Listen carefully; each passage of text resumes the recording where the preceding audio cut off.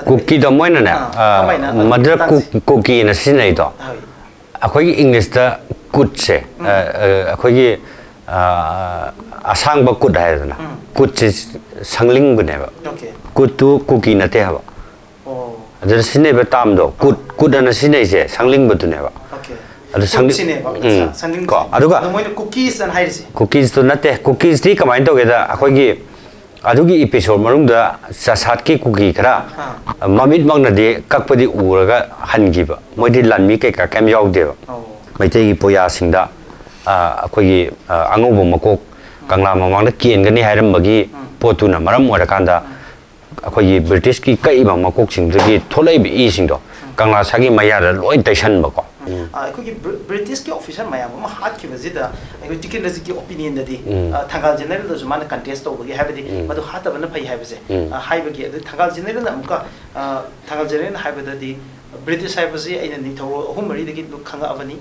adana makoi se once sigi situation ji yohraga de amuk anna makoi ki koi punba ya roi makoi ki koi atuma yek na bo da bani adana sigi khongpham ji da koi na makoi manga se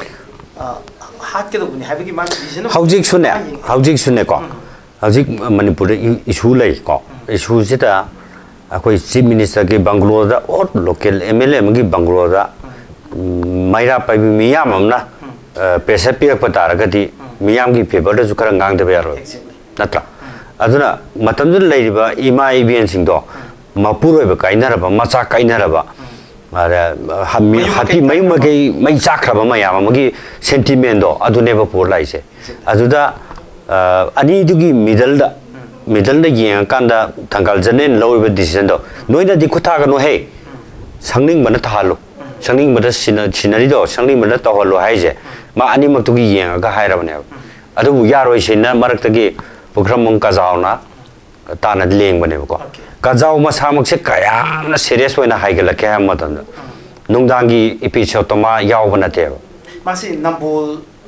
kamong dagi ne ko nambol side nambol kamong dagi ne ma se ko ado ma se kamong dagi ma ne makhong na hai ga lai ne ta se ma phut taruk ma khai mung sang he ma pa ta ma na pari ba ta ro koi kai pa ba ka sin na ba ta ma khan do oi de ne lep henang wang achong ta ne ko adu pai ra ga ma je konung da smain ta ure ha ba to tar kan matam du gi nationalism do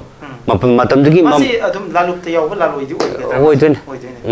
matam du gi mama le bak nung si bagi mama le bak nung si bagi ihol do gi wani ko mana mayum da gi matum ma ga le ma ya ba man di ma konung da le ba na te matam du konung da sum thau do om thui en tar kan man la ga thau du tu gi pau do tar kan da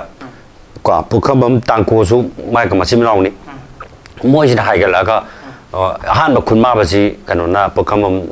ka jaw na ko ta na grim mut ta na thin bane ko adu gi photo lei adu ga kayam thina seriously akoi gi tau ge ha mata British officer ahum amadi amuki manga ka puja amuki thang hai da ka ine ko adu ani madi ani rak ta tupine ba oza swaida manga ka pagi matang si yo bakanda yamna di sensitive oi ba issue ni do academically ni oza da oza na masak nai ba yi ba muso oi ba si de authority mo oi ni na oza na saki oza na ikoi gi ibi ba lai ga ba tai the Manipur war in 91 a media narrative matam dugi even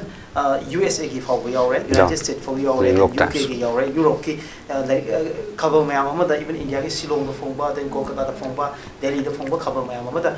kamaina sigi narrative se pi ge ha gi matang do zana representation mayam puthoi madu oza aina ama thengna ba yam ma thengna ba hai ta hojur lai situation sida kidan kidadi mari hafet leina raga aina uzaba da ozang asai khugi saling bada sinagre moi myam je mong hakhi ha basi madi aikoina wari da lai ta masi bodi koi thenare kamaina hakhi ge ha bagi matam je da moi gi hojiki me ozagi one of the report ozagi lai da in thenga je bada makoi je cookie levis sing da sinai adu cookie levis sing na moi je mong ka ha dei cookie da moi na madra cookie na sinai do akoi english da good se akoi gi asang ba kut hai na kut sangling bane ba kut tu cookie na te ha ba adar sine ba tam do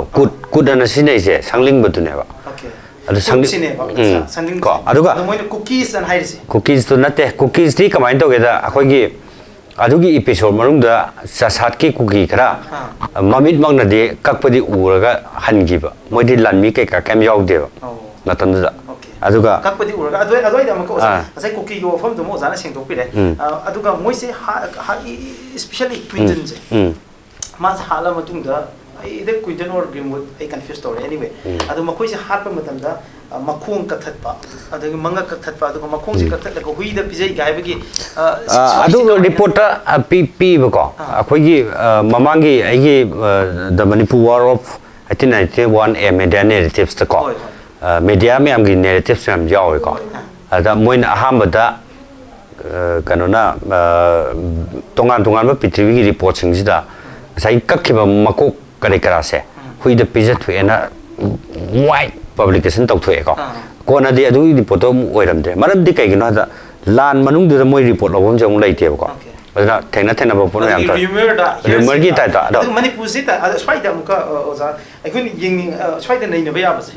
moi ni Manipur se kamaina aikoi yeng ge habdo aikoi mi ge se pa ta hat pa aikoi ki adum maina moi adugi exactly adugi poti nate laiba posidi mamangi adugi media narratives ki lai se phom matam che sida laiba poti kari no hai matam da younger generation sing da akoi gi Manipur gi British ka Manipur ga songna riba lan che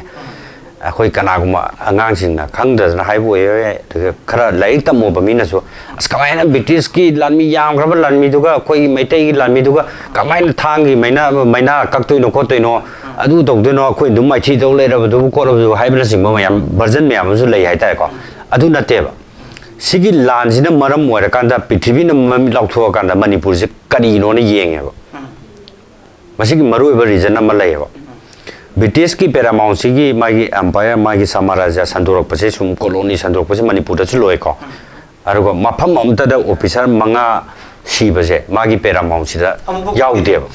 aduna kai do ge ha ba kani no British tribe kan garba super power hoji ta har ga de super power du gi kanu do officer manga bu mafam da manga kai ji magi intelligence lapses la na ta kani no ha je lebak miyam de yeng ba hore British ki matam du ki malem gi kanu miyam sina ko matam du di colony ja koina English colony sina yamna English ne yamna chokhat labor ningwe wani matam du di French o mane ba French yamna kanu ne ba ara Europe te popular o sing French so hele ko ana moi gi kai ngong kan da khoi gi Facebook ta ga la de pe kai to ba akoi gi Anglo War gi kanu ga cover to ba photo ka dum thena ni hai ta ko sigi pithribi de yengai ba media gi kanu mi yeng je sidi tonga le hai ta kai no colony sandok pa leba kan gar ba leba amana khulai da sulamba leite paisa da sulamba leite magi leba nga tani mai makha da leba nga tani adugum leba tuna Manipur ko leba am da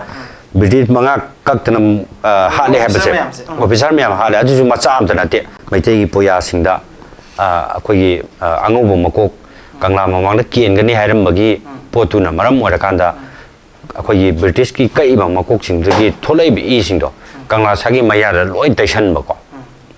taishan ba nangi mamang da kien haidi ibodo akoi gi kano se kangla sa se akoi gi poya singda ibodo nong sa ba ne hai bi thajana ba su lei hai tar ko adana nangi na mamang da angobo makok kien gani hai ba do nang